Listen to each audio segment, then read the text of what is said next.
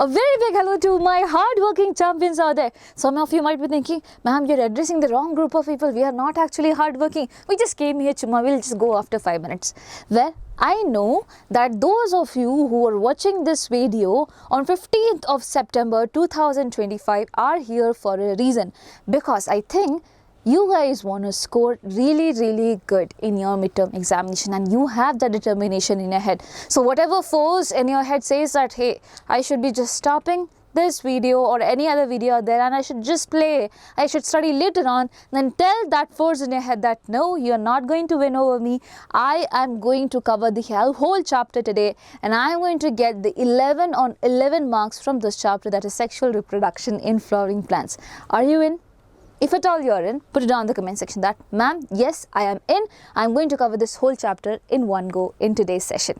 Okay, and my dear children, I'll tell you what type of questions actually comes off from this chapter. So, according to the previous year's blueprint, in one blueprint you saw that there was one MCQ question, one 2-marker, one 3-marker and one long answer, that is 5-marker question. So, all type of questions were there. In the second blueprint also this pattern was repeated to the same, but in the third blueprint we saw that there were 3 MCQ questions, one 3-marker and one long answer. So anyways, one 3-marker and one 5-marker you can expect, and anyways you can expect at least one MCQ, and if not one MCQ then a 2-marker would be coming up there. Okay, if not one MCQ, MCQ will be definitely there. So 2-marker can be coming as a 2-marker or probably they can also be converted into MCQ questions. But anyway, you're going to get one MCQ, one 3-marker and one 5-marker definitely out of this chapter. Okay, done? Cool. Let's go in. So the first thing that we are going to cover is about androecium. What do you mean by androecium, my dear children? It's the male reproductive organ. Androecium is the male reproductive organ in the case of plants. And what does it actually contain? What are the different parts? So the androecium has a typical name, a very easy name to remember, and that is stamen. Men as in men, male. Okay, so you can remember stamen is for what? The male reproductive organ.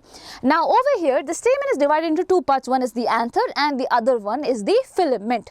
Okay, so the long stalk-like structure is known as filament and this structure is known as what? Anther.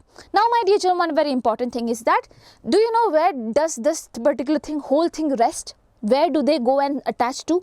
It's usually the thalamus. So the thalamus of the flower, it looks like this. You might have seen that, and then on it you have the petals and everything out there. So it's usually the thalamus. And the filaments, okay, there's the filaments proximal end attaches to the thalamus or the petal out there. So it can be either to the petal or to the thalamus. Remember, this is the proximal end, the nearest end. Okay, what about the distal end? This is the distal end, and where is the distal end attached to? It is attached to the anther. This is a question, MCQ question that can be framed up. Proximal end towards the thalamus, PET, you can remember P and T. Proximal thalamus, P and T. Distal, anther, DNA. Okay? Either way. So that is about the stamen. Now we will dig deep. We will go inside the anther and see what's in there. So anther, my dear children, there are a few things that you need to remember. They are bilobed in nature. What do you mean by bilobed? Over here you can see this is one lobe and this is the another lobe. So they have 2 lobes, bilobed. And each lobe, if you see, my dear children, they have what? 2 theca. So this is theca 1, this is theca 2. Similarly, theca 1 and theca 2. Okay, so it is bilobed with each lobe having what? 2 theca, which is why you call this as dithecous as well. You call this as dithecous. Each lobe is dithecous. Now, a longitudinal grooves runs lengthwise separating the theca. So over here you can see there is a groove. Okay, there is a depth in between which separates the 2 theca out there. Fine. The anther is 4-sided tetragonal structure consisting of 4 microsporangia. So what do you mean by that, ma'am? So basically, suppose this is the anther, I cut it like this. I cut it like this and I see from the top, how does it look? So it looks somewhat like this, my dear children. Okay, the top view would be like this. Now over here I can see this is 1 something, this is 2nd something, this is 3rd something, this is 4th something. What is this something? This is known as microsporangia. So first of all, it is 4-sided tetragonal structure. Tetragonal means 4-sided. Okay. Now over here it consists of what? 4 microsporangia in each side, located at the corners, 2 in each lobe. So this is one lobe, this is another lobe, right? 2 of them are there in one lobe, 2 of them are there in another lobe. Each theca has 1 microsporangia. Does that work? Yes, agreed. Now, the microsporangia develop further and become what? The pollen sacs. What are they going to become? They are the place where the pollen grains are going to develop, my dear children. So, we say that microsporangia is equals to pollen sacs, not pollen grains, pollen sac. Pollen sac would contain the pollen grain. So, they are the regions where the pollen grains are actually being made up. Done? Definitely done? Clear? All clear? So, my dear children, one comment I read, I could not reply, I am so sorry, but I will definitely reply to you. So, it says that, ma'am, I am watching the one shot video, will that be okay? Will that cover up everything? Yes, it covers up everything. I will recommend to do one more very important thing is that if at all you can just have a read of NCERT at least once, if at all you have not seen the detailed video of the chapters, my dear children, I'll request you guys to at least read the, the NCERT once, or probably at least the summary of the chapter once, so that you have an understanding what you're going to study in this one shot session. That would help in your preparation. Some people can easily get it with the help of this particular video without reading the NCERT itself at the first go, but some people might need the help of NCERT, and then when they see the video, it becomes all the more clear. So, I'll request you, if at all you are coming in that category, please read it once and then watch. I would not say read the entire thing. You can read para by para and probably watch this video as well, so that you get to understand both NCERT as well as the one shot lecture. Done?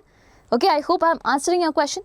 Fine. Now, so we know the anther is bilobed, it is dithecous, there is a longitudinal groove, and when I cut it, I can see it's tetragonal in structure, and each of the lobe, my dear children, has 2 microsporangiae, which are equal to what? Pollen sacs, because they are going to make the pollen grains. Now, if I are going to go ahead with the structure of microsporangia, which is in there, okay, which is in this particular region. If I see the whole thing, what is happening over here in one particular theca, there is microsporangia. What are the layers around over here? If I want to examine that, I will see this particular picture. It's very, very easy. So, listen, my dear children. Over here, the outermost layer that is there, it is known as epidermis. So, I know it might be too difficult for you to learn this way. So, I'll make the anther by myself and I'll try to show you. So, this is the one lobe of the anther. Agreed? Now, here you have the microsporangia. You assume that one particular region has what? The microsporangia, right? Here also you have similar structure like that. Now, over here, the outermost layer which is there, this is known as epidermis. Cool? First. Now, inside the epidermis, you have another layer which is known as endothecium. Endothecium. Okay. Now, I will jump and directly go over here. What do you call this particular structure as? This structure is known as the sporogenous tissue. Now, it's a tissue. Tissue means that it is made up of cells. What cells, ma'am? These cells are the one that are going to give rise to the pollen grains. So, I will call them pollen mother cell, PMC. Pollen mother cell, or I have another name for pollen. It is also known as microspore. Not exactly known as, but I am telling you, microspore is the one that will develop into pollen grains. So, a lot of things are there. So, it's either known as pollen mother cell, or it is also known as microspore mother cell out there. Okay, so the sporogenous tissue consists of MMC. Now, going ahead, sporogenous tissue is over here. You have epidermis and endothermis over there. This sporogenous tissue which is going to form something, obviously it needs motivation, it needs nutrition, my dear children. Who provides the nutrition? So, there is another layer for it, and you call this particular layer as what? Tapetum. You call this layer as tapetum, and this is the one that nourishes the sporogenous tissue. Always remember it. It has enough amount of cytoplasm for nourishment. It usually is in binucleate condition. That means one cell has 2 nucleuses. Why do you think it has 2 nucleuses? Because probably karyokinesis took place. That is, the nucleus got divided, but cytokinesis didn't take place. The cell did not divide, probably, which is why they are usually binucleate in nature. This is one very important feature of tapetum that you need to remember, tapetal cells. Okay, and it also has enough amount of what? Cytoplasm. It is known as dense cytoplasm. Now, in between this and this, you have one more layer in the middle, and this layer name is very, very simple. It is known as the middle layer because it is in the middle. This is known as the middle layer. Now, always remember, epidermis plus endothecium plus middle layer, EEM. 3 of them are responsible for dehiscence of anther. What do you mean by that? Dehiscence means breakdown of anther. Why do you need to break the anther, ma'am? Because the pollen grains which are there, which are going to be formed over here, they have to be released, which is why you have to, make this happen, that is dehiscence of anther. So dehiscence of anther occurs with the help of these 3 layers. Ma'am, what about the tapetum? Tapetum is there for nourishment of the sporogenous tissue. Done? Agreed? So these are the layers that you need to remember, along with whatever feature over there. I already spoke about it. Now what happens inside this? The next topic which is there, MMC. What happens to the MMC, the microspore mother cell or the pollen mother cell? So basically, suppose there is one MMC out there. Okay, now you tell me, is it diploid, triploid, haploid? What is it? It is diploid in nature. That means it has 2n number of chromosomes, just like how it is there in a normal cell. It has not underwent reductional division yet. It has not reduced its chromosome yet. It will undergo what? Meiosis to do that as of now. So as of now, at this particular point, it is what? Diploid in nature. That means it is 2n. Now when it undergoes meiosis, I hope you guys know that meiosis happens in 2 stages. There is meiosis 1, where the cell divides into 2. Again, there is meiosis 2, where this cell will be dividing into 2. Right. So when the first meiosis happens, at this point itself, it becomes haploid in nature, which is why meiosis is known as what? Reductional division. Ma'am, why are we reducing the number of chromosomes? Because, my dear children, you only think the male germ cell should contain n number of chromosome, half the number of chromosome. The female germ cell also should contain half the number of chromosome. When both of them will come, they will become what? Diploid in nature. That is, they will have 2n number of chromosome, which is why both of the gametes, whenever they are being formed, it has to be haploid in nature. And these cells are the one which are going to form gametes in the future. So they also have to be haploid in nature. So here they underwent meiosis. At the end, what did you get? What do you call them? You call this structure as microspore tetrad. Microspore tetrad. Why tetrad, ma'am? 1, 2, 3, 4. That's why tetrad. They are all together. Later, when the anther dehydrates, okay, when the water content is being lost, these guys separate. And what happens after these guys are separated? They are going to form something that is known as pollen grains. So they are going to transform into what? Pollen grains, so my dear children. So this is the step that you need to know. I hope this is clear as well as this is clear. Let's go back to it. So over here, epidermis, endothecium, middle layer, tapetum, sporogenous tissue is there. I have explained about tapetum. It is innermost layer, develops, help in nourishment, and it is binucleate in nature due to mitosis without cytokinesis. Cell is not dividing. Sporogenous tissue found in the center later form what? Microspores. That is what? The pollen grains. Now all about the microsporogenesis, the process that I just spoke about. Microsporogenesis, that means formation of microspore. Genesis means formation of something. So microsporogenesis means formation of microspores. What are these microspores going to become later on? They are going to become the pollen grains. So over here, the microspore mother cell, or you also call this as pollen mother cell, having diploid number of chromosome, a normal number of chromosome, undergoes what? Meiosis 1 and will be having what? Half the number of chromosomes. It was 2n over here, it became half. And then, my dear children, this will undergo meiosis 2, and then what do you get over here? These cells which are there, they are close together, they are known as microspore tetrads. And then what will happen to them? These microspore tetrads will move away from each other, they will dissociate and develop into pollen grains. And later on, the pollen is going to be what? Released. So thousands of pollen grains are released when the anther dehisces. So many of them will be released. Now, is the pollen grain the gamete, my dear children? No. Pollen grain again is going to carry the gamete. It is the one that forms the gamete, which is why you call a pollen grain. Always remember, this is a very important question. What is the male gametophyte? The one that gave rise to the gametes. It is none other than the pollen grain, my dear children. It is the one that gave rise to the gametes. And now we are going to talk about the pollen grains. So the male gametophyte, again, there are so many things. First I'll explain and then I'll let you know. So over here, let's take, okay. So this is a pollen grain, right? Now the pollen grain will undergo mitosis. The pollen grain which is there, each of them will undergo mitosis in a way that there will be 2 cells. At the end of mitosis, what happens? One cell divides into 2, right? So here also there are 2 cells, but instead of having 2 separate cells, they just have one cell. Within the other cell lies the next cell out there. Okay, so there is one cell over here and there is another cell over here. The bigger one, very big one, is known as vegetative cell. So you can remember very big one, okay? This is known as vegetative cell. And the smaller one, which is spindle shaped, it is known as what? Generative cell. So ma'am, where is the gamete? You said it forms the gamete. Now this generative cell is the one that generates, my dear children, what? Gametes. This cell will undergo mitosis again. Okay, this cell will undergo mitosis again, and the cell will divide into two, forming what? How many gametes? 1 and 2. 2 gametes would be formed out of this generative cell. So as of now it is not forming, so I'll just remove. Okay, fine, cool. Fine. So this is the thing. Now ma'am, why do we need a vegetative cell? This is the one that will be helping in the nourishment of what? Generative cell. That will help the generative cell to tell that, hey, you have to make the gametes, you have to be nourished, please take care of yourselves. Okay. Now over here, since this is a cell, it will have its own plasma membrane. This has its own plasma membrane, but that's not it. Pollen grains, you know what? They can survive for a very long time. Why do you think they can do so? Because they have 2 layers, okay?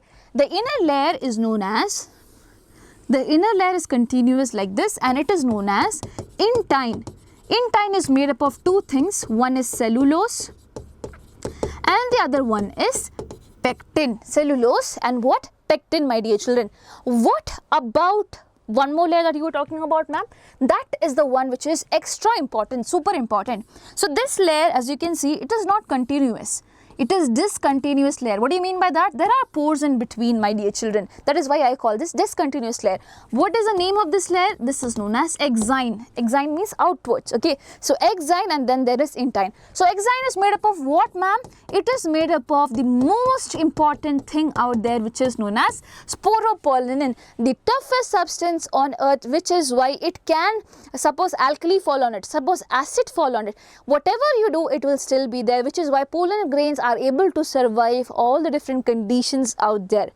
So please remember, if at all this question comes, which is the most toughest material out there, it is what? Sporopollen, which is a part of exine. Now wherever you do not find sporopollen, there you find a pore which will be known as what? Germ pore. This is known as germ pore. Now what happens to germ pore, ma'am? Basically, when the male gametes are going to be formed over here, right? Suppose the male gametes are being formed over here. So I'll give you an example. Okay, the male gametes are formed over here. Now this pollen grain is going to land on the female part, right? The pollen grain is land on the female part, and when it lands on the female part, it has to meet the egg, the female gamete, my dear children. For that, it has to travel a bit. Who helps in traveling, my dear children? This vegetative cell is going to help in doing that. So this vegetative cell which is there, it will slowly move out like this, form a tube like this, which is why vegetative cell is also known as tube cell. And this particular tube which is being formed is known as pollen tube.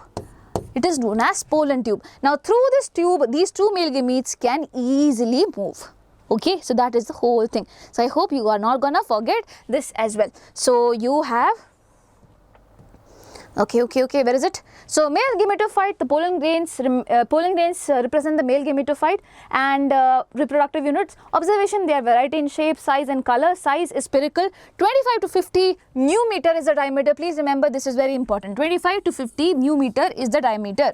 Wall layers, exine outer layer made up of sporopollen, highly resistant material, has germ pores. Intine made up of cellulose and pectin, and what do you call, cytoplasm enclosed by plasma membrane. Cells, cell types, you have vegetative cell which are larger and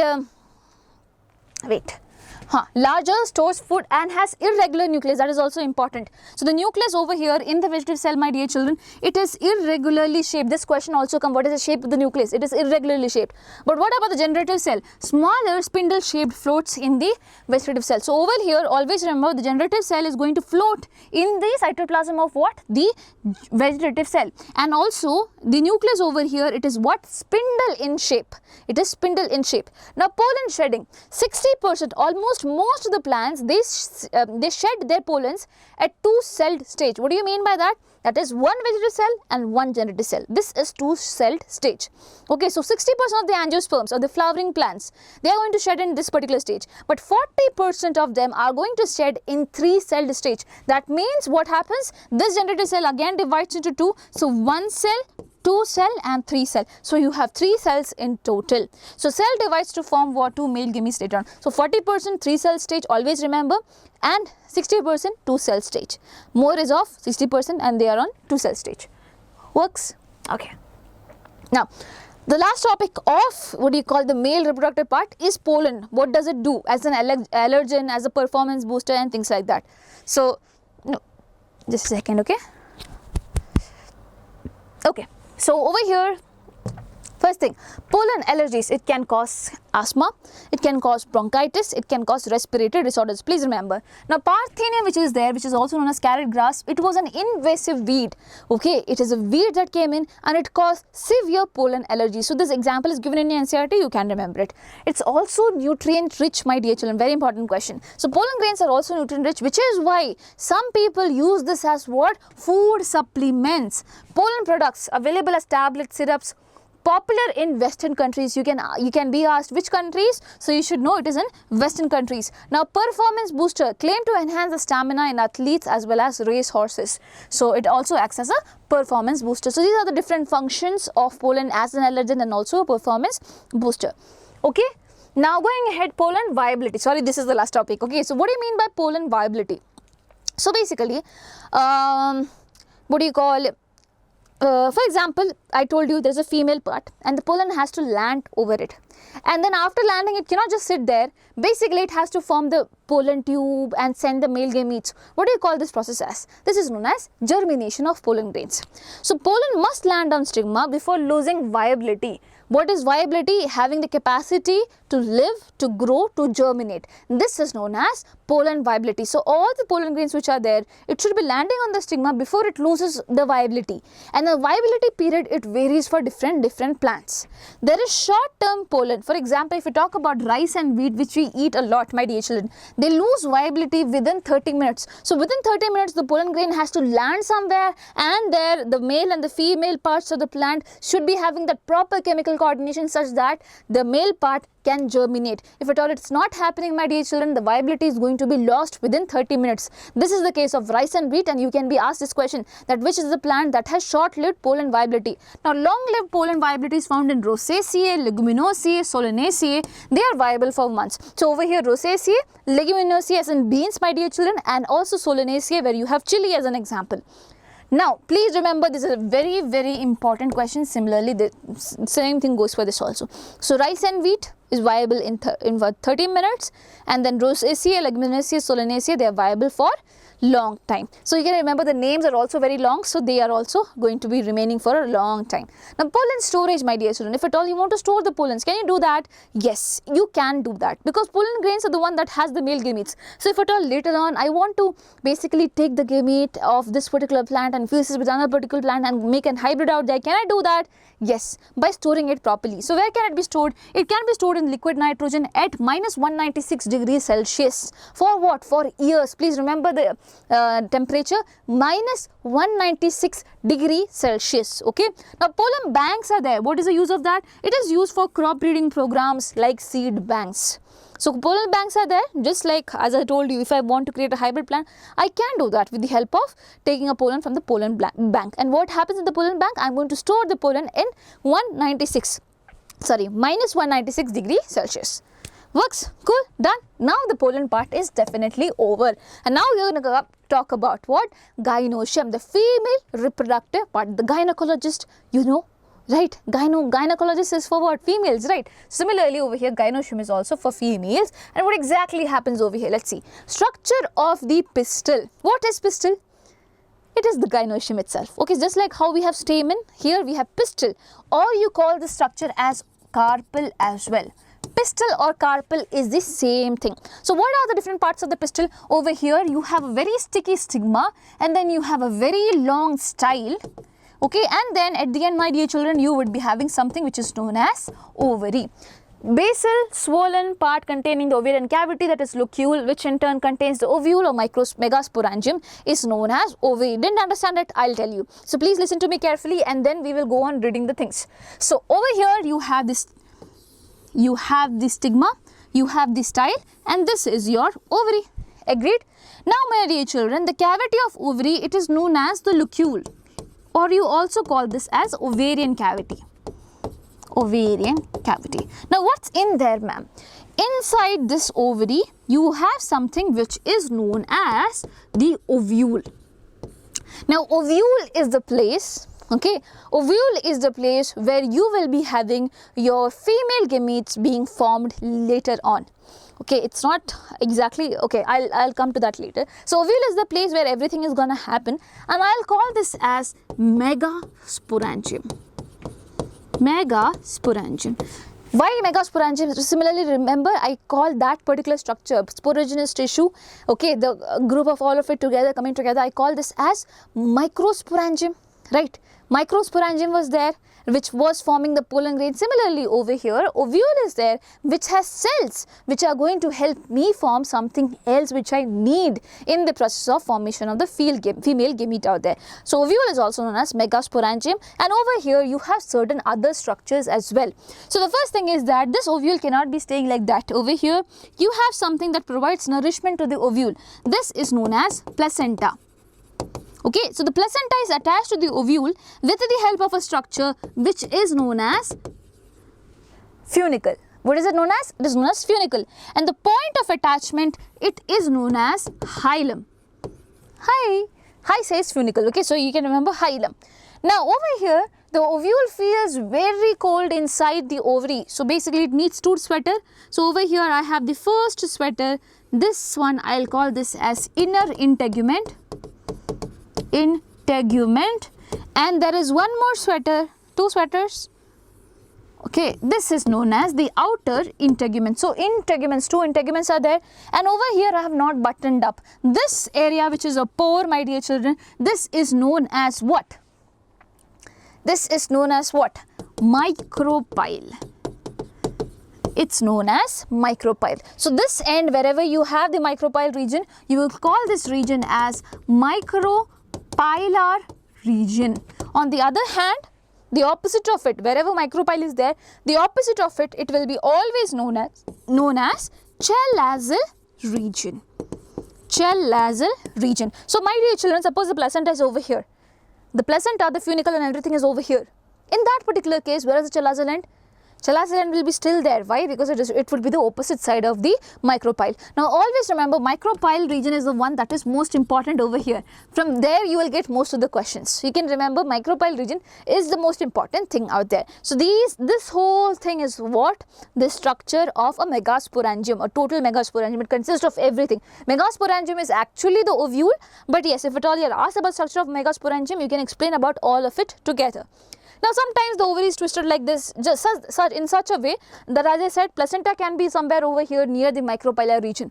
So in that case, you call this ovule as, not ovary, it's ovule, you call this ovule as anatropous ovule. Anatropous ovule is given in your NCERT. Okay, now ma'am, what is there inside the ovule? Inside the ovule, just like how you have sporogenous tissue, over here you have certain cells which you call as nuclear cells. Nuclear cells, or you also call this structure as nucleus. So ma'am, here also all the cells are responsible for making what do you call the female gametophyte, just like how it was there in the case of males. No, here only one cell will be there. Only one special cell will be there, which is going to be known as megaspore mother cell. So there all of them were like that, but here only one is going to be like that. So there will be one megaspore mother cell. And what exactly happens to that megaspore mother cell? So this megaspore mother cell, again two-end in nature, it undergoes meiosis. So over here it is going to form two cells. Both are going to be haploid. Half number of chromosome is going to be happening, because what? You have meiosis 1 there. Now again this will divide, this will also divide. You have meiosis 2. Here you get 2 cells. Here also you get 2 cells. But the twist in the story is that 3 of them are going to degenerate. There we form the tetrad, but over here 3 of them are going to degenerate. And what happens to that one cell? This is going to be known as the functional megaspore, because it is the only one that is going to have help in the function of forming what? Forming what? What are we going to form? We are going to form the female gametophyte. There also microspores were forming what? The male gametophyte, that is pollen grains. Here also the functional megaspore which is there, it is going to form the female gametophyte, which you also call as the embryo sac. Embryo sac. Females are always complicated, so I am going to tell you why they are complicated. So female gametophyte, as in the name is what? Embryo sac. And embryo sac is not formed as such. Similarly, in the embryo sac formation also there are certain steps that you need to remember. But as of now, we are going to just revise what we have studied until now. So over here, my dear children, we studied about this.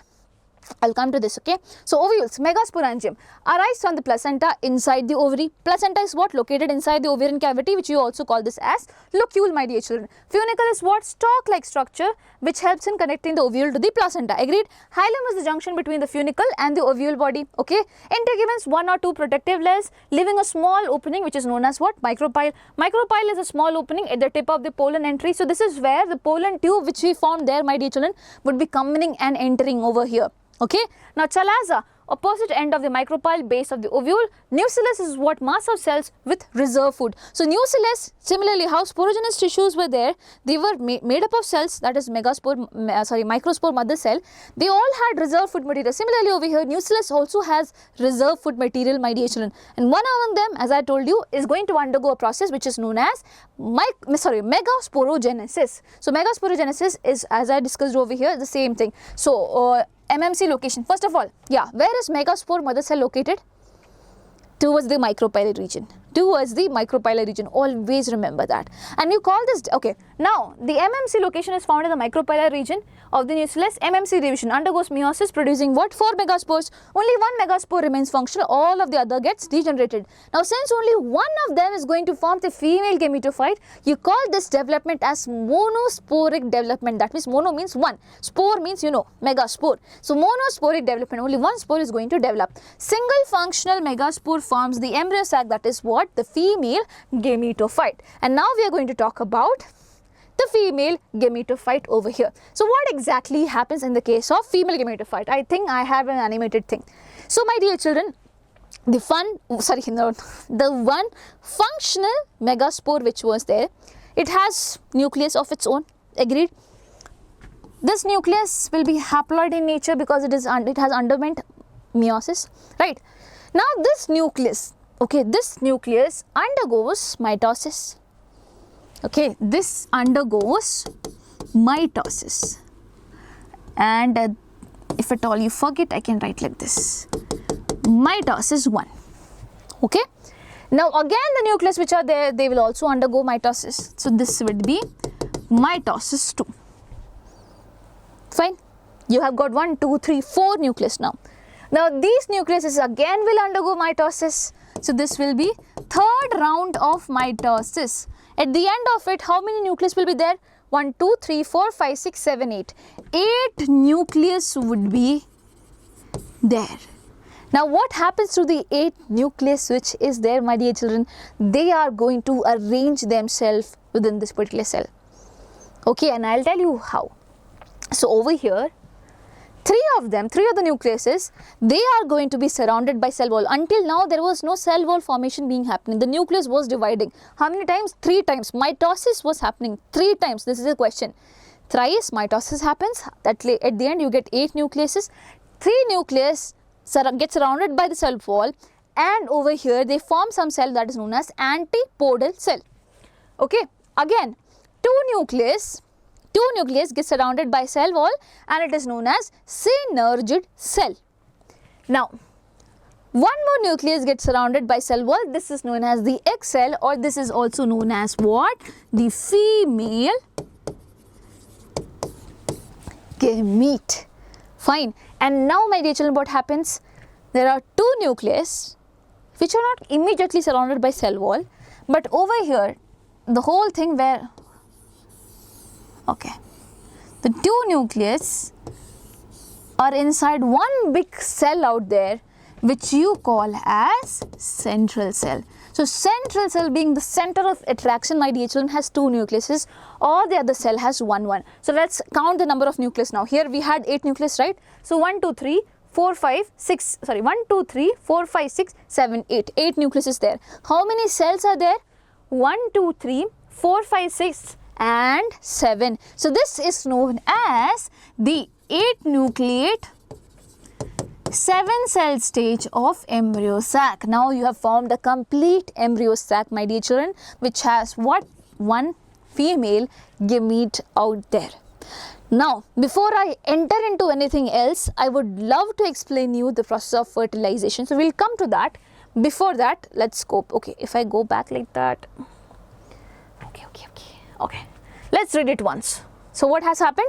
Functional megaspore nucleus divides. It becomes 2 nucleate, further mitotic division, 4 nucleate and 8 nucleate, 3 mitotic division takes place. No immediate cell wall formation, free nuclear divisions are usually there.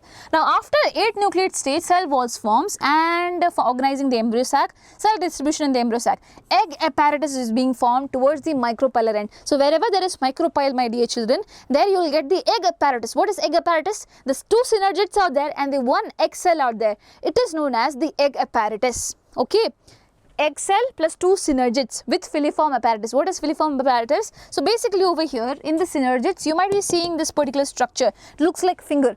So they have a filiform apparatus structure which is going to help in what? Collecting the male gametes out there. I'll tell you later on. Okay, so always remember synergids have finger-like structure which is known as filiform apparatus. Now there is a central cell. Contains 2 polar nuclei. So the central cell which is out there, my dear children, it contains the 2 polar nuclei. You have the name for it, 2 polar nuclei. Now antipodal cells are there. They are usually towards the chalazal end. Okay, they are towards the chalazal end. So always remember the ones which are very important are mostly linked to the micropyle end. The ones which is not very important, mostly towards the chalazal end. Okay, so mature embryo sac has 8 nucleate but 7 cell structure. Now going ahead with one very important thing, and that is okay, so here I am going to explain you something that is known as fertilization. So I am not going to take too much of your time, just listen to me carefully. So we all know that the pollen grain which is there, okay, the pollen grain which is there, I think we should be moving on directly to that rather than talking about this thing. Okay, I'll come and talk about everything else which is in between, don't worry about that. So pollen pistil interaction. So we studied about the female part, we studied about the male part. So instead of directly going to pollination, I would like to explain you here itself how does fertilization happens, because I think in that way you will remember things better. So first thing is that recognition of pollen by the pistil. Suppose a pollen came and landed on the pistil, on the stigma region of the pistil. Either promotion or inhibition of its growth can happen. Either it can be accepted or rejected. A proposal accepted or rejected, right? Similar thing. Pollination, germination. After compatible pollination, the pollen grains germinate on the stigma. If at all the chemical reactions which are taking up there, my dear children, if at all it's all fine, what will happen? The pollen grain which is there, it is going to germinate. And what do you mean by germination? I told you, germination means formation of pollen tube. So over here, this vegetative cell which is there, it is going to help in what? Formation of a pollen tube out there. If at all everything is really good. Now it produces a pollen tube through one of its germ pores. Through one of the germ pores, the pollen tube is being formed. And the male gamete formation. In plants where pollen is shed at 2 cell stage. Shed at 2 cell stage means 1 generative, 1 vegetative cell. In that particular condition, once the pollen comes and lands, that's where the the generative cell will divide into what? 2 male gametes. Otherwise, in 40% of them, they're already in 3 cell stage. That means they already have the gametes. So they don't need to divide again over here. Now, once they have divided completely, my dear children, the pollen tube enters the ovule through the micropyle. Through the opening of the ovule, my dear children, the pollen tube is going to enter. Then enters one of the synergids via the filiform apparatus which guides the pollen tube entry into the ovule. So what happens over here? I told you there is filiform apparatus, right? There is filiform apparatus. So over here, once the pollen tube has come with the 2 male gametes, the filiform apparatus of one particular synergid is going to guide it through the synergid itself to what? To the female gamete out there. And in this process, one synergid cell is totally degenerated. It just goes off. But it's the role of filiform apparatus to do what? To help in what? Guiding the pollen tube's entry into the ovule. Always remember that. And in this case, one of the friend dies off. Okay. Now, my dear children, there are 2 male gametes. One male gamete will definitely come and fuse with the egg cell. So let me see if at all I have some animations over here. No.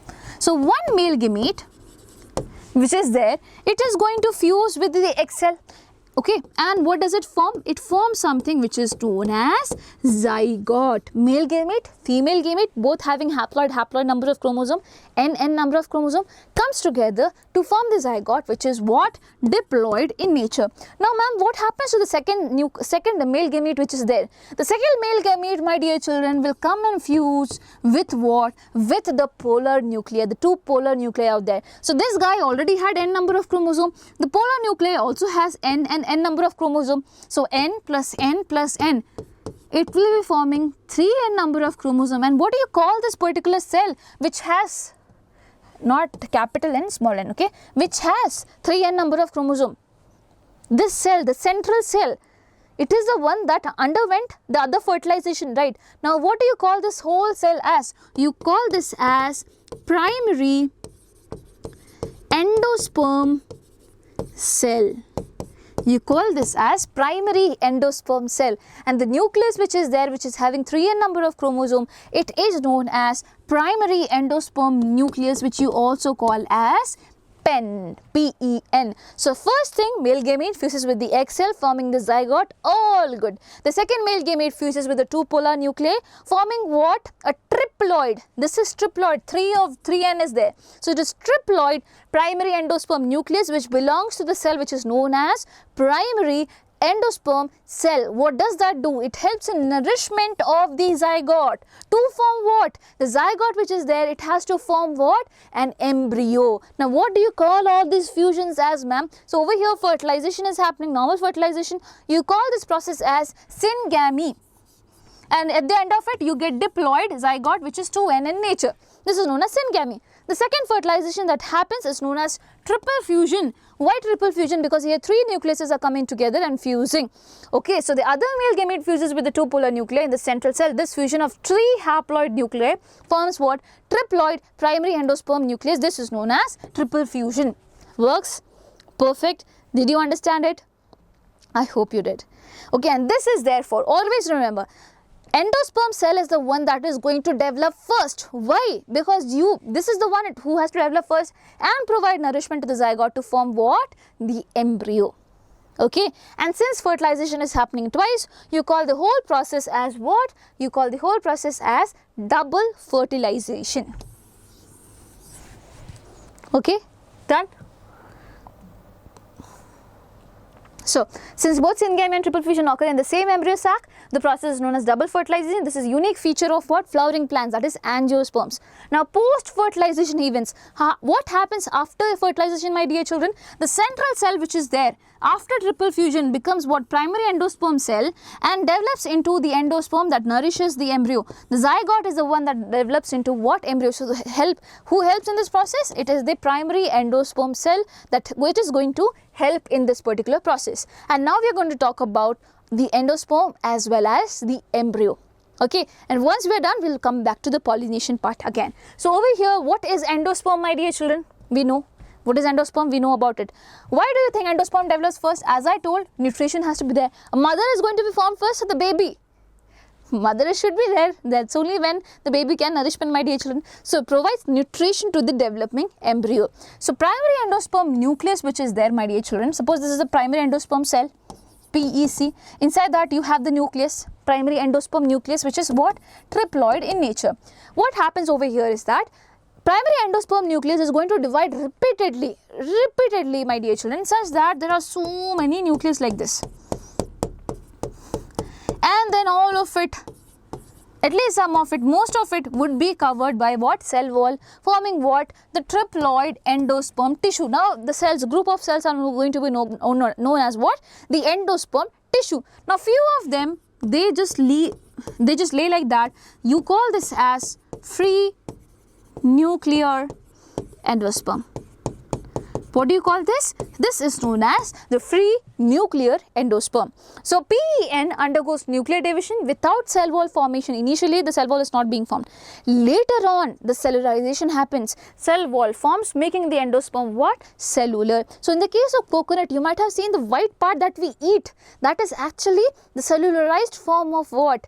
The triploid endosperm tissue. And the water we drink, it is the free nuclear form of the endosperm thing.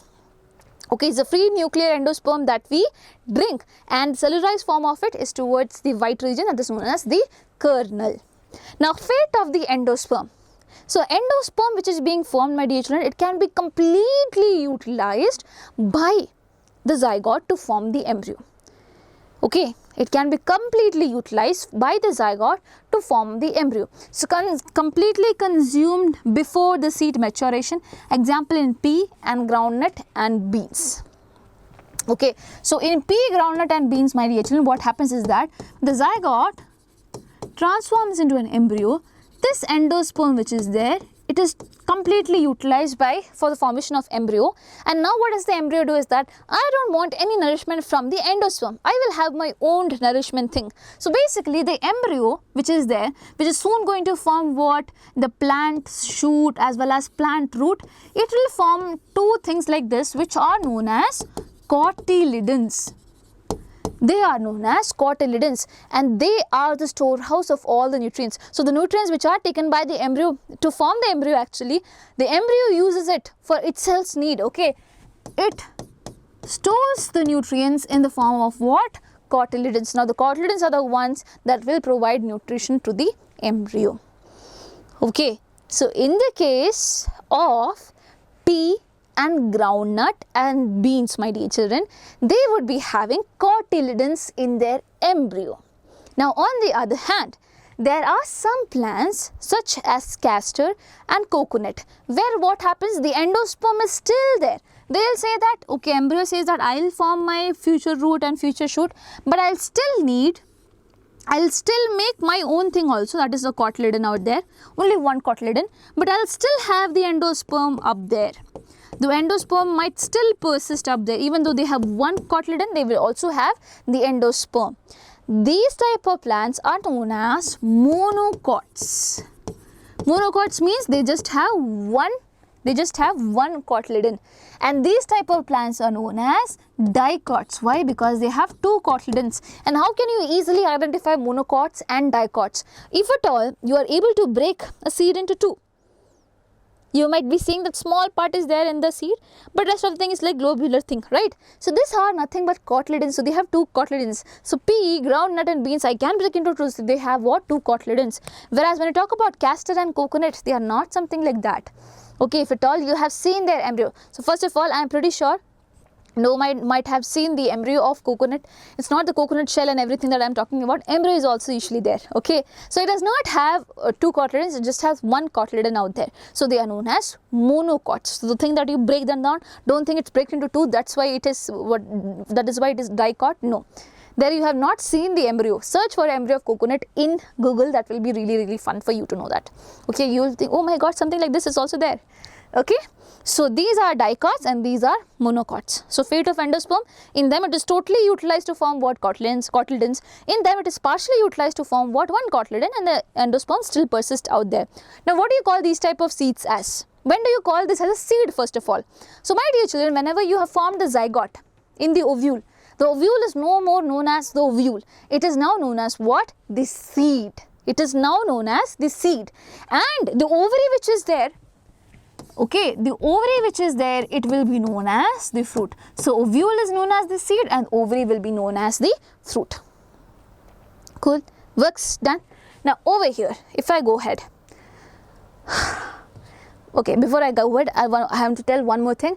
These type of seeds are known as non-albuminous seeds as well. So dicots, the dicots which are there, the plants which are known as dicots, they have non-albuminous seeds. That means they do not have any endosperm left behind.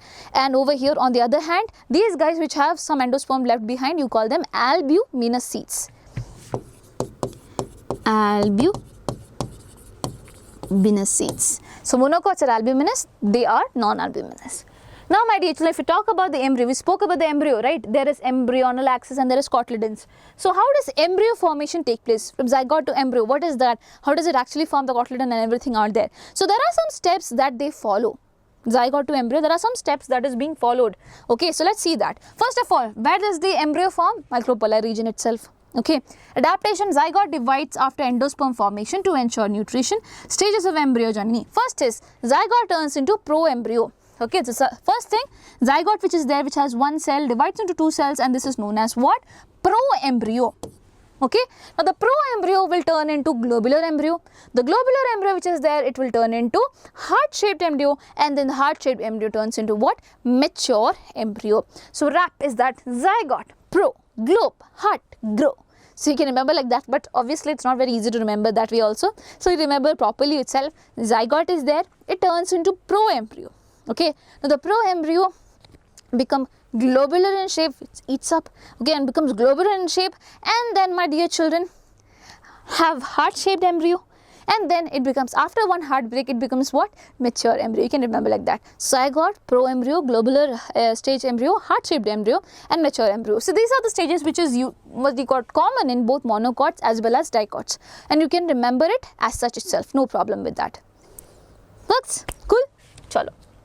Now, the dicot seed, how does it look? So we spoke about the mature form of any embryo of there. So how does the dicot embryo look, and how does the monocot embryo look? I'll tell you. So the dicot embryo, my dear children, it will have an axis which is known as the embryonal axis. What do you call this axis as? Embryonal axis.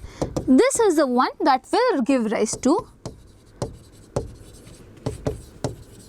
future shoot, and over here the radical which is there, it will form the future root. So this is the embryonal axis.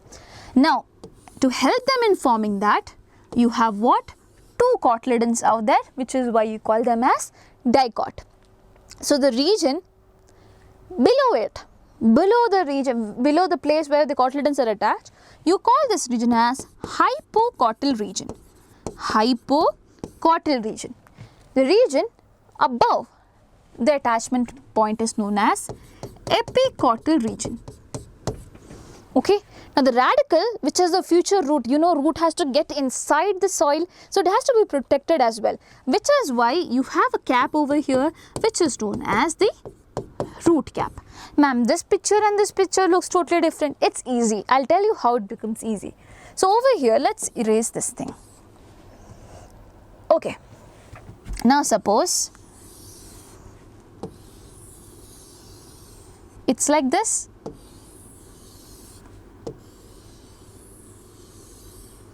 And this one is like this. Now, isn't it almost the same up here? So my dear children, they have not made a proper plumule and things like that, which is why it gets too much confusing. So rather than being it like this, they have made it like this, which is why it is confusing, but don't get confused. The above axis is known as epicotyl region, and it has the plumule, which is the future shoot out there. The lower region is known as hypocotyl, which at the tip of which you have radical, which is going to form the future root, and it is covered by something that is known as root cap. Easy. So embryonal axis is there with two cotyledons. So there is one embryonal axis, common thing, and two cotyledons. Okay. Epicotyl is above cotyledons. Okay. Plumule or stem tip is there. Hypocotyl is below cotyledons. Radical or root tip is there. Root tip is covered by what? Root cap. Khatam. Done. Okay. Dicot embryo is done. You would have to make the diagram of dicot embryo, so make sure you're practicing the pictures properly. Now over here, the monocot embryo. Now this is very, very strange for some people out there. They think, oh my god, what am I studying? So it's also very, very easy. Listen to me carefully. In the case of monocot embryo, my dear children, what happens is that, again, you have the embryonal axis. Okay, so they are someone who is extra protective about everything on there. They think about feelings, which is why they didn't leave the endosperm totally, right? So similarly over here, they have the plumule, agreed. But then they have a covering for plumule as well, which you call this as coleoptile. Similarly, they have radical.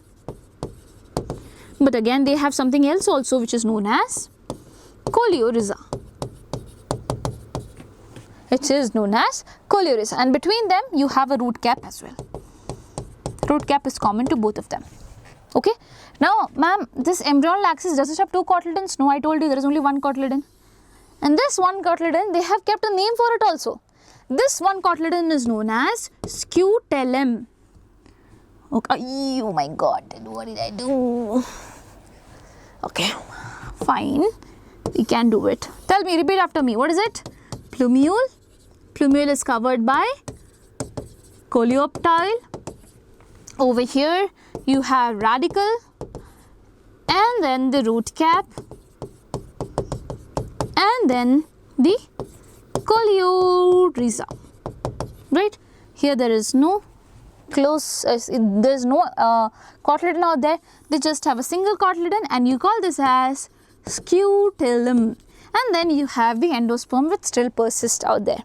The endosperm will also be there. So one cotyledon is known as scutellum. There is another cotyledon also which is very rudimentary, which you call as epiblast. It got blasted off, my dear. It was not there itself. Okay, it is a rudimentary one. It was not able to form. So that is why they just have one cotyledon. Now radicle and root cap enclosed in coleorhiza.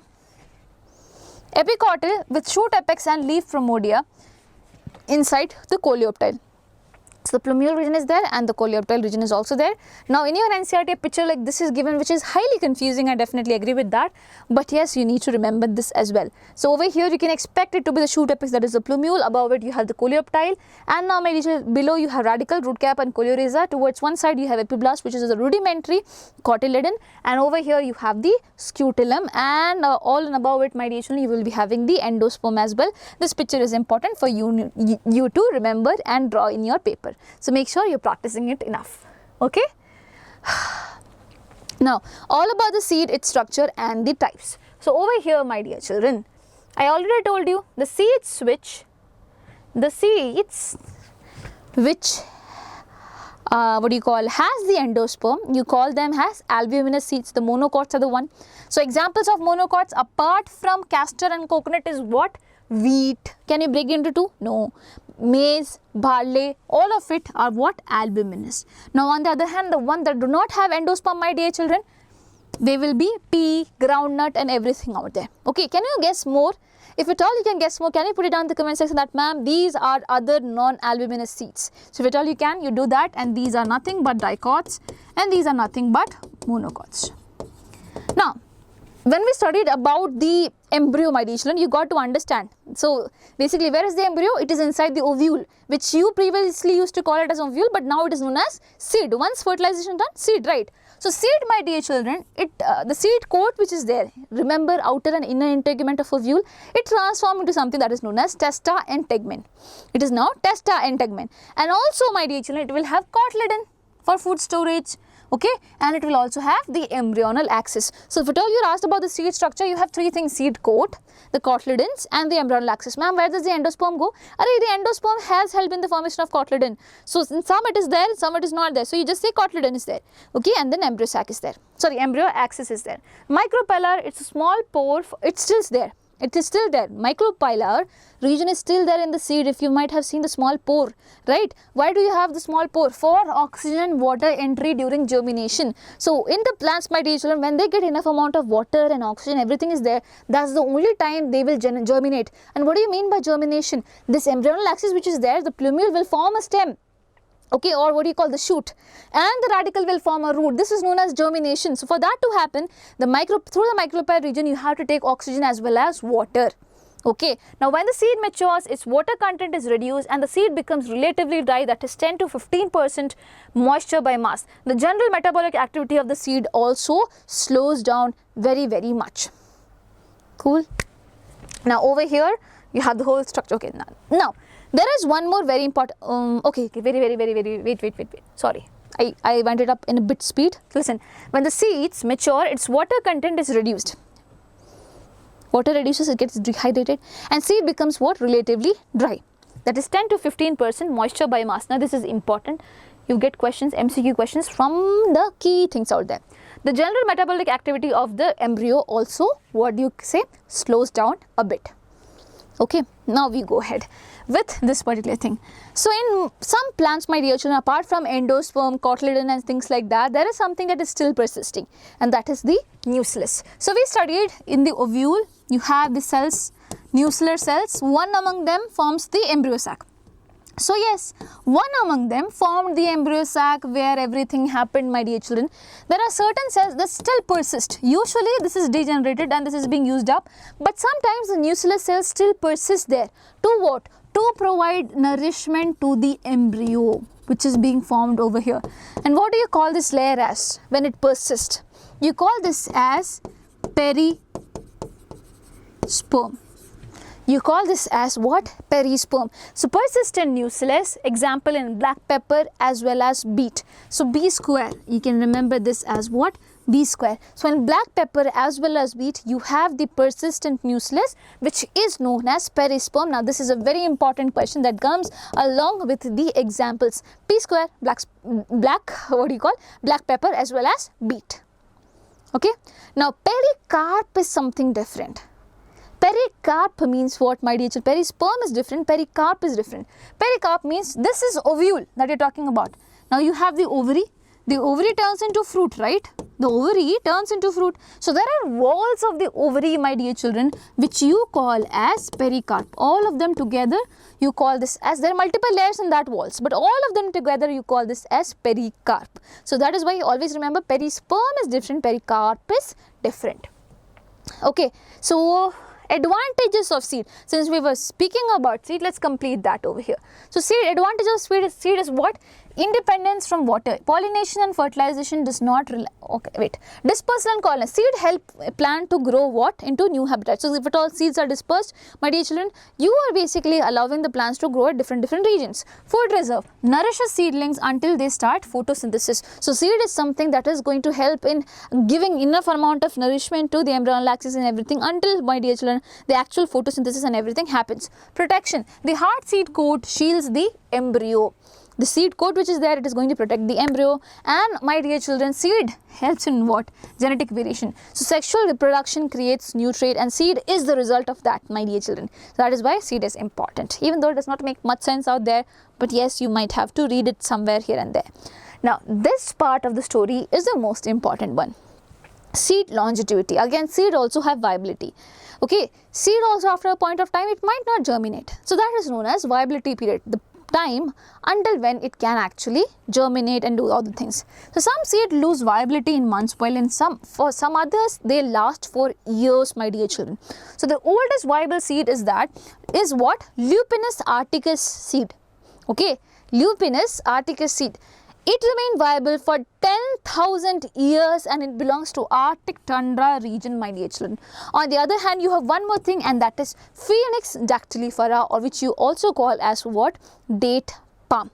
So date palm, 2,000 years, it was found in Dead Sea excavation. So Phoenix dactylifera, which is also known as date palm, it remained viable for 2,000 years, okay, and it was found during the Dead Sea excavation. Okay, during King Herod's time, this question can also come. During King Herod's time, which was the seed that was excavated? It was this only, Phoenix dactylifera's seed. So L comes for very long, so it was Lupinus articus which stayed for 10,000 years, whereas Phoenix dactylifera was there only for 2,000 years. Do not forget it. Okay. Now talking about what? The ovary which is there, and also apomixis and polyembryony. So ovary forms the fruit. Now the fruit can be true fruit and also false fruit. Let's see the difference of that. So ovary which is there, it is going to be forming the fruit, and the fruit will have what? Pericarp, as I told you, the fruit walls. Type, it can be fleshy like mango, guava, or dry like mustard as well as groundnut. Okay. So I am saying the walls which are there, they can be fluffy and things like that, like what? Mango as well as guava, or it can be totally dry. They cannot be disintegrated into 3 different layers, my dear children, such as groundnut as well as mustard. Now over here there are true fruits and false fruits. Before I get into that, let me talk about the the layers. Okay, I told you there is pericarp. So what is exactly pericarp? So over here, my dear, suppose this is the mango. Now mango, okay, the outer layer of mango which you usually peel off, you call this as epicarp. What do you call this? Epicarp. Now the thing that you eat up, it is known as mesocarp. And the thing that covers, and the thing which is hard, my dear children, which you usually throw away, it is known as endocarp. Now the endocarp will have what? Inside the ovary, what do you have? Ovule. Ovule is now known as what? Seed. Now the seed will have its own covering, testa and tegmen, that is there. Outside that, over here you have the endocarp, which is the goodly thing that you throw away. Okay, these 3 layers together, you call them as pericarp. carp. That is the wall layers of the fruit. Now coming to the next topic, that is, my dear children, what is it? True fruit and false fruit. What do you mean by that? So in most of the cases, it's the ovary that forms the fruit. We have studied it like that only. So in that case, you call this as a true fruit. For example, most of the plants. But on the other hand, sometimes what happens, suppose this is a plant. Over here you have the thalamus region, and then you have the ovary and everything. Here the thalamus also takes parts in the formation of a fruit along with the ovary. It's not the ovary alone, but also the thalamus that contributes in the formation of fruit. What do you call this as now? This is known as a false fruit. So thalamus also contributes to the fruit formation. Example, apple, strawberry, cashew, etc. So 3 examples are there. It's not always the thalamus, it can be something else also. So apple is an example where thalamus is going to contribute. Okay, cashew and strawberry has some other things also contributing for the formation of the fruits. But just to your understanding, it's just that if at all, along with the ovary, if something else is also there which is predominantly helping in the formation of fruits, it is known as the false fruits. Okay, done. Now over here in your NCERT, the example of apple is being given. So in the fruit part, it is being seen the thalamus is the one that forms the fruit. Inside that, yes, the ovary is also contributing over here. So this is the ovary. Ovary has what? And epicarp, mesocarp, endocarp, everything is there. And then you have the seed. So thalamus is along contributing for this particular thing. Always remember, you have to be careful with the labelings of all the things which are given over here. Now there is one more term which is being put up, and that is parthenocarpic fruits. What do you mean by that? So parthenocarpic fruits, until now we studied that, ma'am, over here whenever fertilization happens in the ovule, that's when the fruit is being formed. That means when seed is being formed, that's when the fruit is also being formed. But there are certain plants where it is not necessary that the fertilization happens over here or the seed is being formed at the first place. There, the ovary which is there, it will turn into a fruit without fertilization. Fruit without fertilization. Ma'am, how can that happen? So there are some hormones such as auxin and things like that whose level gets up and down over here, which is why if the level of hormones are fluctuating, my dear children, what will happen? Fruit formation can happen without fertilization as well. Now since the fruit formation has taken place without fertilization, do you think here the seed will be there? Ovule is just like that, no? Fertilization has not taken place. Do you think seed will be there? No. So parthenocarpic fruits are usually what? Seedless. They are seedless. Okay, so parthenocarpic fruits develop without fertilization. Example, what? Banana. You might have seen banana do not have any seeds out there, because that is also an example of what? Parthenocarpy. Now it can be induced using growth hormones, and examples are what? Seedless fruits. Okay, other seedless fruits are also like this, and we can induce it. We can do it by ourselves by giving it what? Giving auxin, which is why we say that during the unripened time we should not be having when it's not the season for mango, we should not be having mango. Why? Because people inject certain things out there which helps in the fruit formation. Sometimes these hormones can be good, sometimes the hormones are not really that great. Okay, these chemicals can cause problems in our body as well at times. Fine, depends on what you insert. So these are true fruits, false fruits and parthenocarpic fruits. Okay, now moving on to the most confusing topic up there, which is apomixes as well as polyembryony. So we have seen parthenocarpy where without fertilization you saw how fruit is being formed, right? Similarly, apomixis is kind of the same thing, but over here we are going to see how seed is going to be formed without fertilization. That is kind of something very, very rare, right? So over here, this is an embryo sac, and obviously embryo sac will be having an egg cell that is usually haploid in nature, and then comes the male gamete which is also haploid in nature. Both of them comes together to form a diploid zygote. Suppose because of some reasons out there, the egg cell which is there, my dear children, it is already diploid in nature.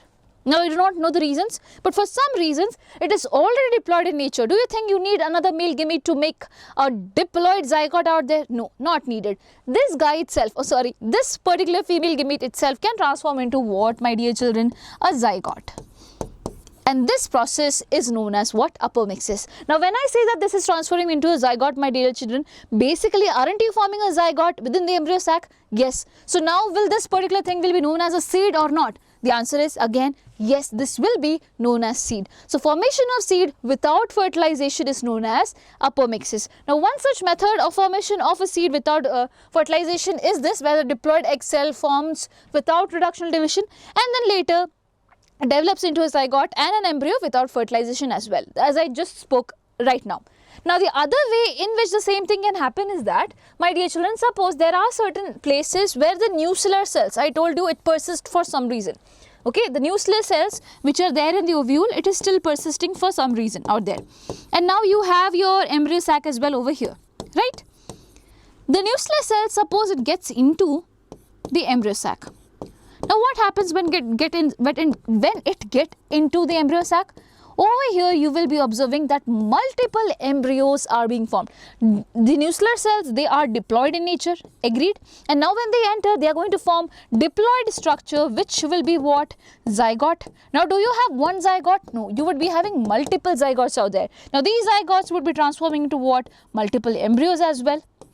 In this way also apomixis can happen. So either from a diploid egg which was formed because of some reason it can form, or basically because of the nuclear cells which gets into the embryo sac, with the persistent nuclear cells which get into the embryo sac, it can form multiple embryos. In this way also basically you are forming a seed without fertilization.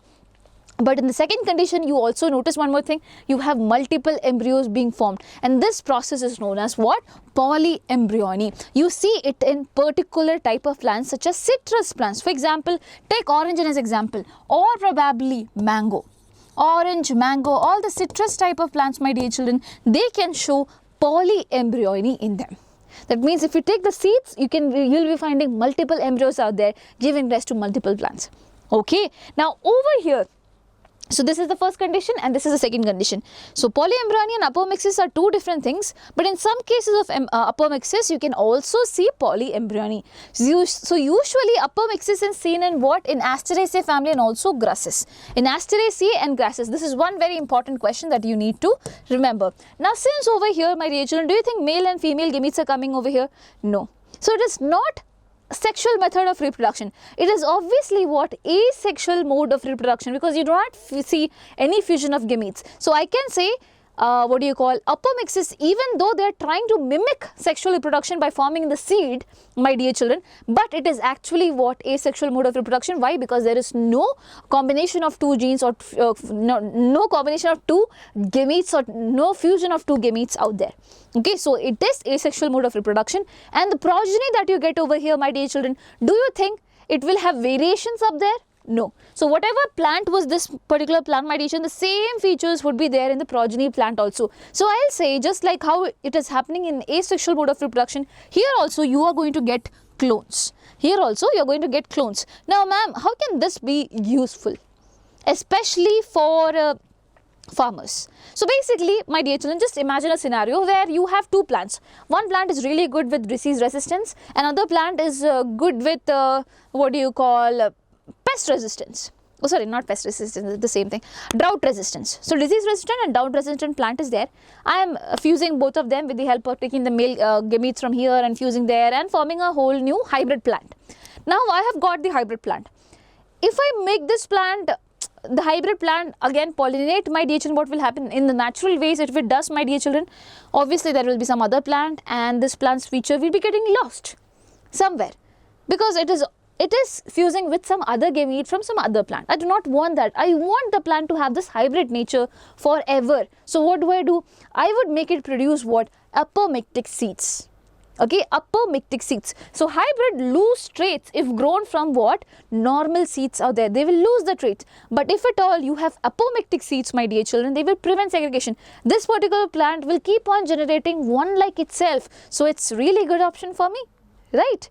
In that way I can keep on selling this plant and I can take a lot of money out there. So that is one particular thing. But obviously this whole process would be considered to be costly. So what is the takeaway of this particular slide? First of all, apomixis is the formation of seed without what? Fertilization. Where do you see it? Asteraceae and grasses. Okay, in two ways you can see where the diploid egg can, without a reductional division, it forms, it keeps on developing into what? Zygote and then embryo. Second way is the nuclear cells which are there, they can get inside the embryo sac and form multiple embryos out there. In the way It forms the seed, but multiple embryos also formed, which is why it is an example of polyembryony as well. You see polyembryony in citrus plants such as what? Orange and mango. Okay, since apomixis is considered to be asexual mode of reproduction, the plants that you are getting are known to be clones, my dear children. They are going to be exactly like the parent plant. Okay, and now that can be used in production of what? Hybrid crops. Once you have got a hybrid crop, my dear children, you can make sure that they are producing apomictic seeds. If at all you are relying on the natural methods, what will happen? They will cross from here and there and then cause trouble. That. Okay, so that's about apomixis and polyembryony. And now we will go back to the topic of what? Of pollination. We stopped somewhere over here. So we were talking about the female parts, and then we directly jumped to what happens in fertilization and things like that.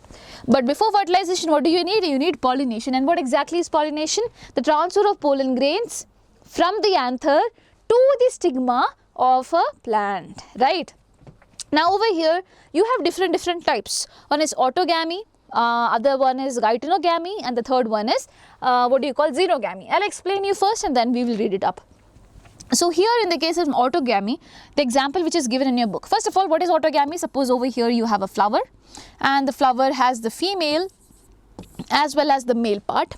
From the male part, the pollen grains lands on the stigma of the female part. This is known as, this is self-pollination first of all. This is self-pollination, and this is also known as autogamy. Cool. Now over here I have flower 1, this is flower 2. Here also there is female and male. Okay. From here to here, if it is going, my dear children, this is cross-pollination first of all. But ma'am, is it true cross-pollination? No, it is not a true form of cross-pollination. Why? I'll tell you later on. Because it's between the same plants. It is between the same flowers of the, different flowers of the same plant. So there is no genetic variation, nothing out happening up there. What do you call this type of pollination as? You call this as gytonogamy. Now, the next scenario is basically I have a flower up here in a whole different plant. This is a different plant, that is a different plant. From here to here, if pollination is happening, my dear children, you need two plants, and this crisscrossing is known as xenogamy. So you can think crisscrossing is happening. So this is a true cross pollination. This is an example of true cross pollination. Now where do you see genetic variations out there? You will be seeing genetic variations in the case of xenogamy. Why? Because two parents are being involved. Do you see genetic variation up over here in autogamy? Same plant, same parents. Do you see anything up over here? Same plant. Okay, so this is autogamy, this is xenogamy, and that is gytonogamy. Sorry, this is autogamy, this is gytonogamy, and that is xenogamy. Now, one more thing is given under autogamy, that is there are some plants such as Camelina, Oxalis, okay, and Viola, where there are two different type of flowers. One flowers which looks like this, they are open and all, okay, where multiple things can happen. As you can see, autogamy is happening, gytonogamy can also happen, and xenogamy can also happen at cases. There are certain flowers which are usually found towards the root region. And these flowers which are there, they are closed in nature. They will also have the female part and the male part. From here to here, things can go, lot of things can happen. But this is essentially closed, my dear children. So what type of pollination happens over here? Obviously autogamy. From here to here, it is going to be autogamy itself. Now, do you think you need pollinators out here? Pollinators are the one that helps in pollination. Do you think it needs over here? No. So what is a good part of the story is that they do not need pollinators. Second good part, there will be anyway seed setting for sure. That means seed will be anyway formed over here without pollinators. What is a bad part? There is no genetic variation up over here. What do you call these type of flowers as? You call these flowers as clistogamous flowers. That is closed one, clistogamous. And these type of flowers which are open are known as chasmogamous flowers. Okay, then they are open in nature. So these are the things that we need to study, and I am going to talk about that over here. So all about pollination, my dear children. Just a second. Oh my god, yeah. Autogamy. Self-pollination, pollen from anther to the stigma of the same flower needs synchrony in pollen release and stigma receptivity. So if at all you are asked, what does it need? What is the feature that is very needful over here? Synchrony is needed in what? Pollen release and also stigma receptivity. If the pollen is released but the stigma is not receptive, my dear children, there is no coordination, obviously it will fail. Now type of flowers, Viola, Oxalis and Commelina, they show it. In them, in the Viola, Oxalis and Commelina, Chasmogamous flowers are there. They are open flowers with exposed anthers and stigma, can undergo self or cross-pollination. It can undergo self-pollination as an autogamy or cross-pollination as well. Clistogamous flowers, closed flowers, no exposure to external pollen, only autogamy occurs over here. Assured seed set is there even without pollinators. Now clistogamy is advantageous or not disadvantageous? Advantageous. Why? Because seed set is definitely there. Disadvantageous. Why? Because there is no genetic diversity. So both things are being there. Now over here I have a picture. So in your NCERT the picture is given like this. Chasmogamous open flowers, clistogamous over here. So you don't realize that it is beneath the soil, but let me tell you, it is mostly found towards the root or rhizome region. Okay, root or rhizome region. It can, the questions can come like that, and sometimes it can be just above the soil as well, as you can see over here. Okay, just above the soil. But chasmogamous flowers essentially are towards the topmost region. Okay, now gynetrogamy and xenogamy. Gynetrogamy, pollen to the stigma of another flower on the same plant, as you can see over here. Functionally cross-pollination, but genetically what? Just like autogamy, because genetically they are from the same plant only. So genetically like autogamy, functionally they are cross-pollination. Over here xenogamy, pollen to stigma of a different plant, true cross-pollination brings what? Genetic diversity as well. Now agents of pollination. So you have multiple agents of pollination. One such pollination, well, first of all, biotic agents are there and abiotic agents are there. Biotic means living, abiotic means non-living. Which one are the most common one? Obviously biotic ones. Okay, then comes abiotic. Now in abiotic, wind pollination is something that takes up most of the pollinations. So wind pollination, my dear children, over here exactly what happens, or what are the features that the plants need to be undergoing wind pollination. So first thing is that it is found in grasses. It is very common in grasses, and you need to remember this example. Okay, very common in grasses, and also one more example is given, that is of corn cob. So two things are given, grasses and corn cob. Picture is over here. So pollen grains over here has to be light and non-sticky. Why? Because it has to be wind pollinated. So pollen grains should be able to travel throughout. If they are very heavy, can they travel? No. So pollen grains have to be light and non-sticky. Okay, it should not stick anywhere, otherwise it won't move. Stamens, the male part, it should be what? Well exposed, so that wind comes and the pollen grains can just go off. So stamens should be well exposed. Stigma, what about that? It should be large and feathery. Why? Because there should be someone to catch it, right? So the stigma which is there, it should be what? Large and feathery. Now flowers which are there, many with a single ovule per ovary. So obviously there should be many flowers, then only there can be many many stigma as well to capture it, right? So many flowers should be there, and always remember they will be having just one ovule per ovary. Why? Because why to waste too much ovules like that? Because anyway the chances of wind pollination would be very, very less. So you don't want to risk it. So there will be a single ovule per ovary. Now corn cob with its tassel is an example. So these tassels, or this hairy thing that you see over here, my dear children, are nothing but the style and the stigma. The style and the stigma which is there for what? For capturing the pollen grain out there. So this is about wind pollination, my dear children. Works. Now going ahead. What do you have? You have water pollination. What exactly happens over here? Water pollination is rare in flowering plants. Let me tell you that. You have to remember this 30 genera, only monocots, mostly monocots are the one that undergoes water pollination. Please remember, question have come from this. Rare in flowering plants, okay, and if at all it is happening, it's happening in 30 genera, and mostly they are what? Monocots. They are not dicots, monocots. Example, common in algae, bryophytes and pteridophytes because they need water for fertilization. Vallisnera, hydrilla and zostera, that is marine grasses and everything, seagrass, everything is an example for it, and we are going to see how it works over there in each of them. So over here, my dear children, in the case of Vallisneria, so this is Vallisneria, my dear children, as you can clearly see, female flowers float and male flowers pollen drift to them. So female flowers which are there, they are going to float like this, and the male flowers which are there, they will come with the water flow towards them. Okay, so it is mostly happening at the upper surface region itself. In the case of Vallisneria, it is happening in the upper surface region itself. Now, when you come to sea grasses, or you also call sea grasses as what? Zostera, my dear children. Zostera, what is happening? Pollination occurs underwater. Pollen is long and ribbon-like. So, over here in this case of Zostera, my dear children, the pollen grains are ribbon-like in shape, and mostly it is going to happen underwater itself. Always remember, since it is happening in water region, the pollen has to be protected with something. What is that something? Mucilaginous covering. There will be a mucilaginous covering which prevents it from wetting. Now, water lily and lotus, you might have heard of it. Do they show water pollination even though they have water term in them? No, they do not show water pollination. They usually do insect pollination. Okay, or wind pollination, but not water pollination. So they do entomophagy.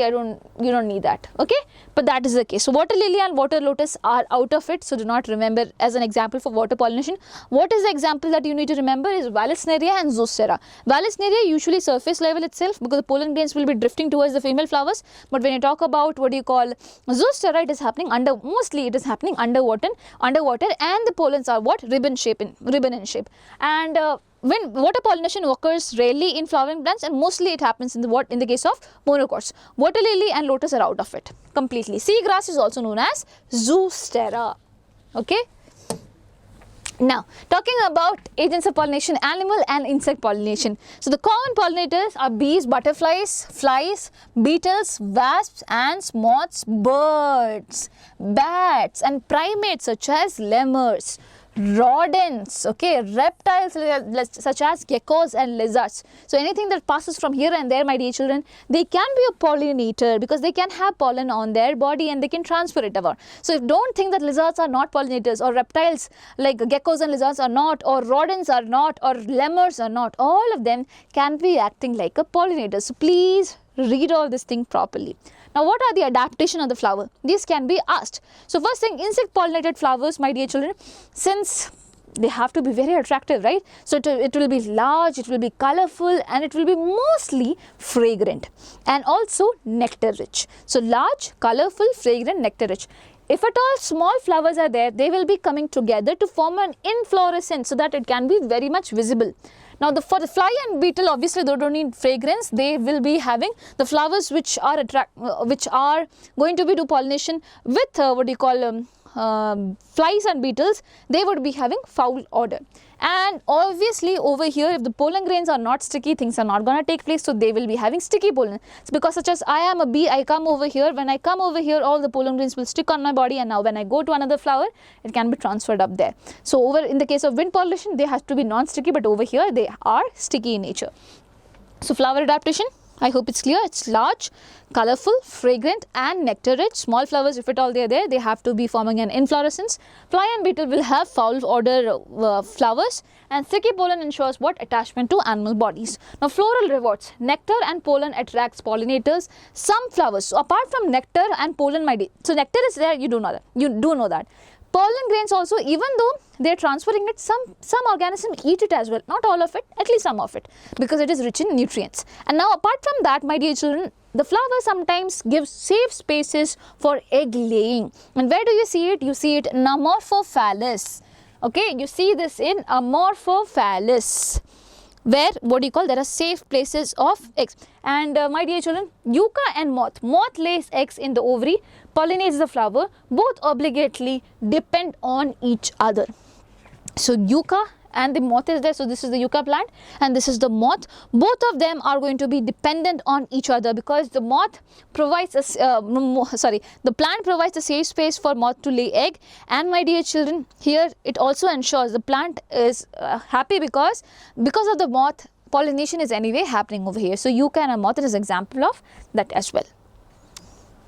Works? Okay, shall we move ahead? And now what we have? We have outbreeding devices and emasculation. So what do you mean by that? So first of all, my dear children, what do you mean by outbreeding? Outbreeding means suppose there is a plant with 2 flowers. I do not want these flowers to basically undergo pollination because anyway there is no genetic variation happening over here. And when there is no genetic variation happening for years, my dear children, plants show something that is known as inbreeding depression. That means they are sad. because of this variation, because of no variations, the plants may not be able to survive during bad conditions as well. Okay, so to avoid inbreeding depression, you have outbreeding devices such that plants can breed with something else. So what are the mechanisms that helps in promoting cross-pollination out there? The first one is time difference. Pollen release and stigma receptivity are not at all synchronized over here. Okay, in time difference, what is happening, my dear children?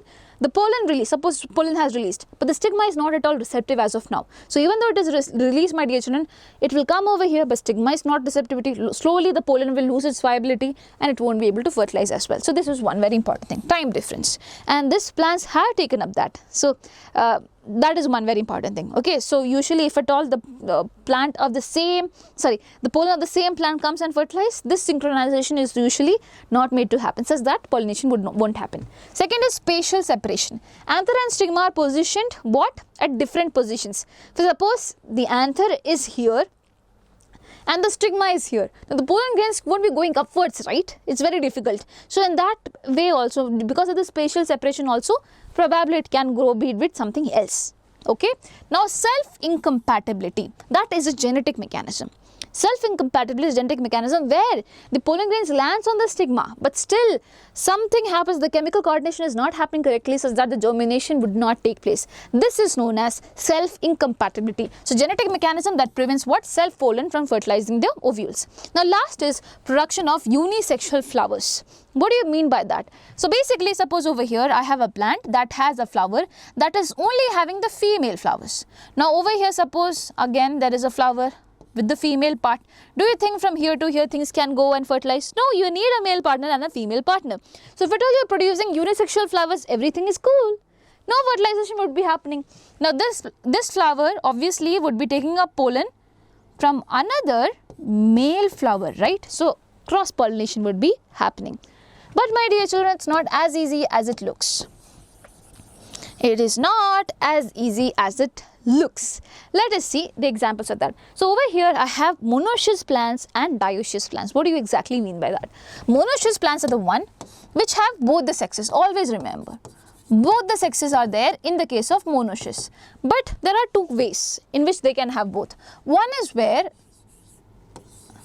there is a female flower like this and there is a male flower like this. And one is a condition where both male and female are together. Now over here anyway self-pollination would happen, so I will remove this point. Now I have these type of plants as well, monoecious plants which are like this, which have unisexual flowers. So this is female flower, this is male flower. This is unisexual flower, but the plant is what? Bisexual.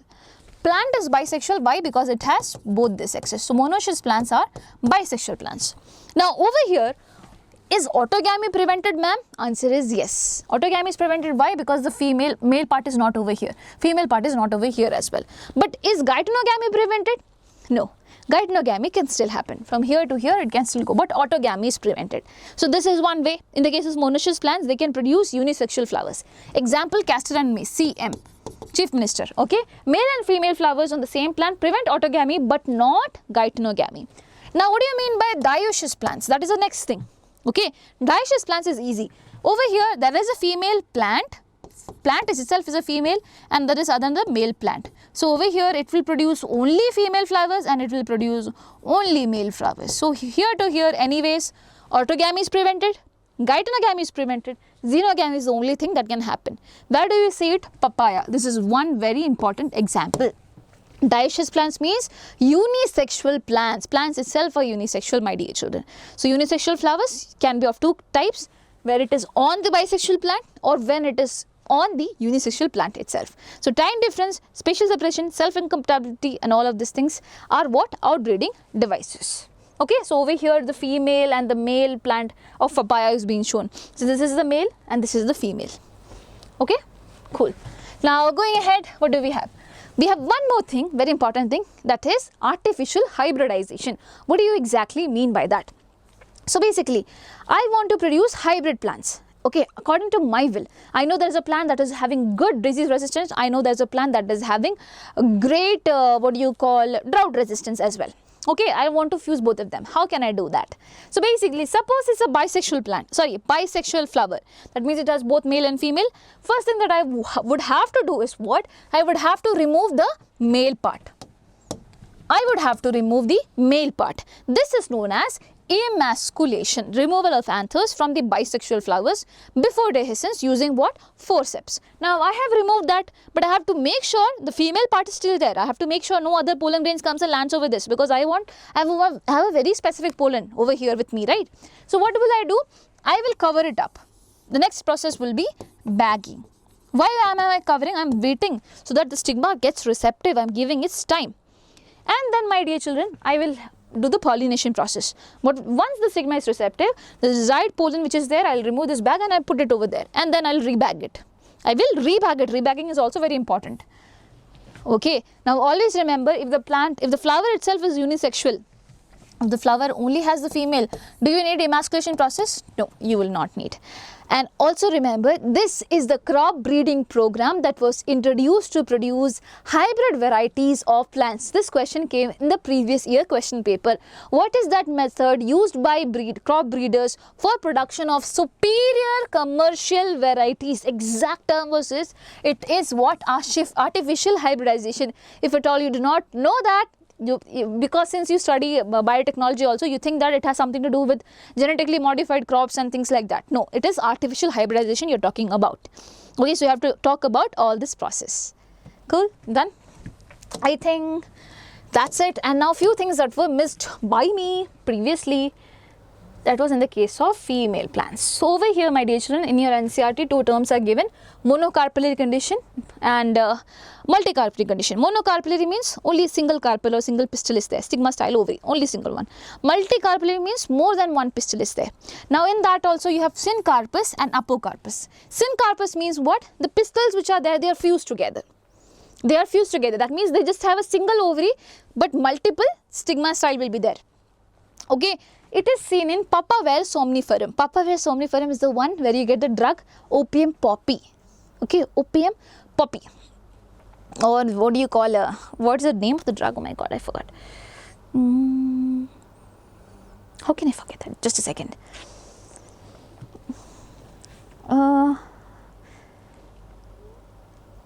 You get morphine and I forgot the other name of the drug. I'll come back to it. I forgot. Somehow I forgot. Okay, anyways, heroin. Yes, it is heroin. So you get heroin from Papaver somniferum and also morphine from it. So in Papaver, my dear children, they have syncarpus pistil out there, multiple pistil but one ovary.